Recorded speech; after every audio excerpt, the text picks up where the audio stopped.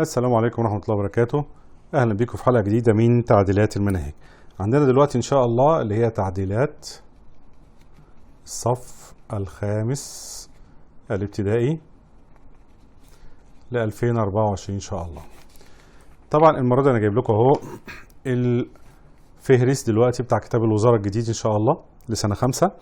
مرتب لكم الحاجات فيها كده عشان نعرف إيه اللي اتشال بالظبط حاجة حاجة. لو بصينا كده المفهوم الاولاني هنلاقي الدرس الاولاني اللي كان اسمه بدايه الرحله ده اتشال، اصبح الدرس الثاني ده بقى هو الدرس الاول. اوكي، فطبعا اتغير كده الترتيب، بقى ده الاول، ده الثاني، الثالث، الرابع، الخامس، وهكذا. نيجي وبقيه الدروس كلها زي ما هي، اتشال ده تماما كده، بس ده سنه 5 خلي بالكم. طب نيجي للمفهوم الثاني هنلاقي الدرس اللي هو التاسع اتشال، التفكير مثل عالم الرياضيات اتشال. الدرس الثامن كان اسمه تمثيل جمع الكسور العشرية، بقى اسمه جمع الكسور العشرية. زي ما قلت لكم كده في المرة اللي فاتت هم ابتدوا يحسنوا شوية من العناوين، واضح كده؟ ده كده كان 13 درس، أصبح 11 درس الوحدة دي. أوكي؟ وهوريكم برضو دلوقتي ورقة عشان اللي عايز يصور منها كل وحدة متغير منها إيه وإيه وإيه. ده كده اللي هو فهرس كتاب الوزارة، واضح كده؟ الكتاب الجديد. طيب نيجي نشوف ده كده أهو، هنلاقي الوحدة الثانية. الوحدة الثانية اتشال منها إيه؟ نشوف المفهوم الاولاني اتشال الدرس الثالث ايجاد المجهول. ايجاد المجهول شالوه هنا وفي سنه رابعه، اصبح الدرس الرابع ده بقى هو الثالث. نيجي المفهوم اللي هو الثاني العوامل المضاعفات، شالوا ايجاد العوامل. اوكي، وخلوا الدروس الباقيه زي ما هي، يعني بدل ما هم 10 دروس بقوا كام؟ 8 دروس. طبعا في تعديل جديد في هنا، ما بقاش الدروس مترقمه من 1 ل 60. طبعا سنه 5 خلي بالكم انهم شالوا 16 درس برضو، كانوا 60 شالوا 16 بقوا 44 درس. وهنا الميزه بقى كل وحده بقت زي ما انتم شايفين كده، مثلا دي الوحده الاولى خلاص المفروض انها من الدرس الاول لحد العاشر، كانوا بيكملوا لحد 60.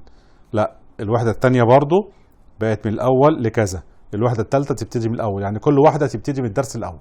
ما بقاش زي الاول نوصل لدرس 59 ودرس 60 والعيال يحبط ب 60 درس. بقت لا، بقت كل حاجه دلوقتي اللي هي ايه لوحدها من 1 لكذا. المفروض في حاجات بقت من 1 ل 10، في حاجات من 1 ل 7 حسب يعني، فبقللها منها شويه عشان العدد يبقى ايه خفيف ونفسيا كده. مع كلمه 44 درس غير 60 درس، ورابعه برضو لما نقول 50 غير 66. واضح؟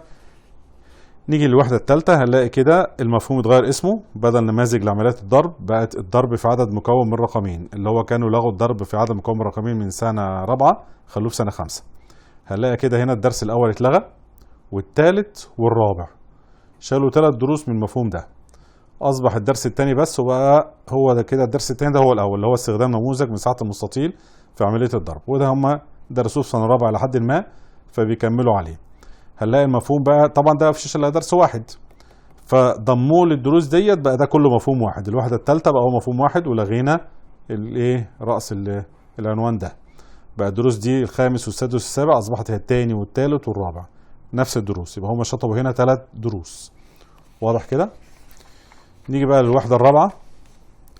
الوحدة الرابعة شالوا منها الدرس الأول فهم عمليات القسمة، غيروا اسم الدرس الثاني، بدل القسمة باستخدام نموذج مساحة المستطيل بقى القسمة على عدد مكون من رقمين. تعديل. الدرس الثالث شالوه، نموذج التجزئة كان يعني رخم شوية، شالوه.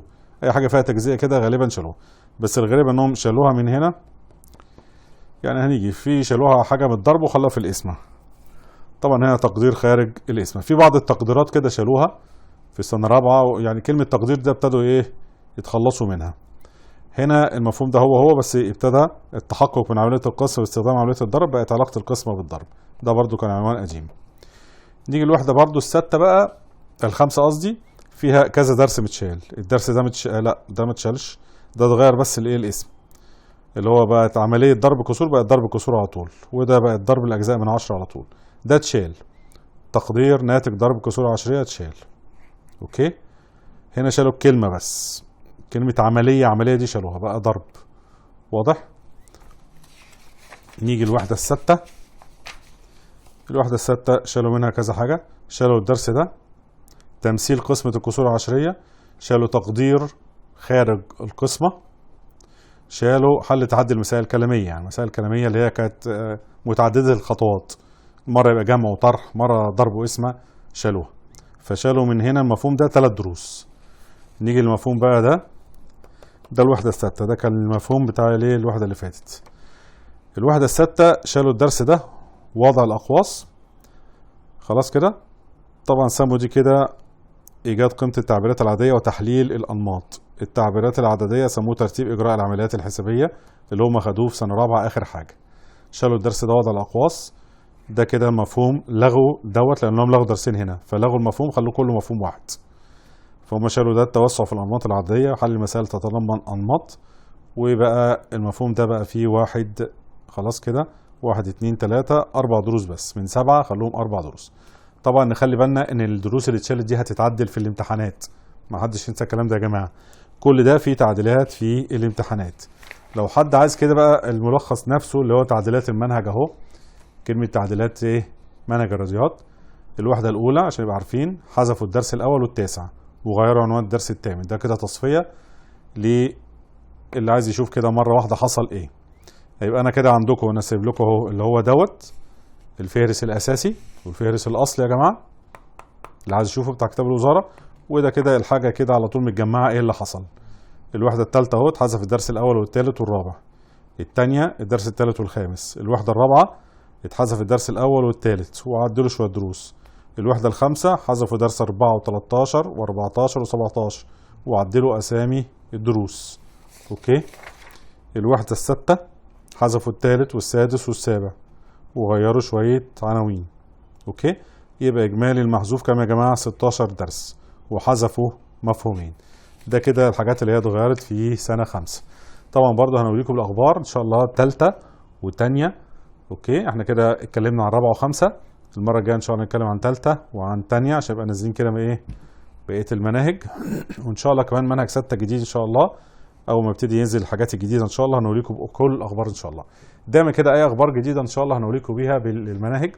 وهنخلص الرياضه ان شاء الله نعرفكم ان شاء الله بالنسبه للعلوم او العربي او بقيه المناهج كلها ان شاء الله. فتابعونا ان شاء الله ودوسوا على الجرس. اوكي. بحيث اي حاجه ان شاء الله تجيلكم باذن الله. ولو ما اشتركش في القناه يشترك. وان شاء الله الى اللقاء في حلقه قادمه.